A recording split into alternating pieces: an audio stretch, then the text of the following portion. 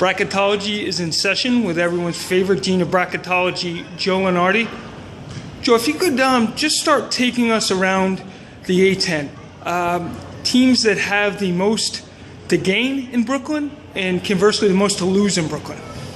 I think every team not named Dayton or VCU or Davidson has something to gain in Brooklyn because I think it's a wide open tournament and the automatic bid is very much on the line. We saw St. Joseph's win it as a 4 seed last year. We've seen St. Bonaventure in recent years rise up and grab the automatic bid when it wasn't expected. So those kinds of things will be on the table, and it wouldn't surprise me really if any of the top 6 or 7 teams won it.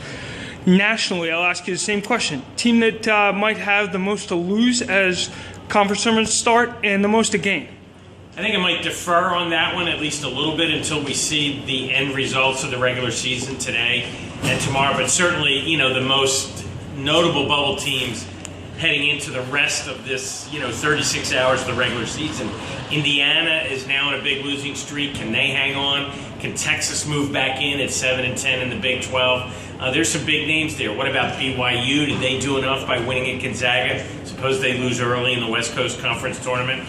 And teams like that will be playing for their every postseason opportunity. And maybe some of the bids go away if there are upsets and a team like Rhode Island here wins in Brooklyn and steals a bid from somebody else. They're certainly capable. Your 1 seeds, as we go around that top line, currently, what do you have that shaping out to be? Kentucky, Virginia, Duke, and Villanova. Villanova won by about 112 today, or so it seemed, against St. John's down in Philly. So the people questioning their bona fides for the top line certainly got some evidence to counter that. And last question for you, Joe. Who walks away at the end of the day with the championship?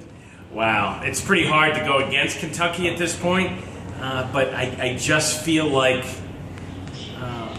somebody in a neutral court will catch them on an off day and sneak away. So if I had to choose Kentucky or the field at this point, by a hair, I'm still taking the field. Thanks, Joe.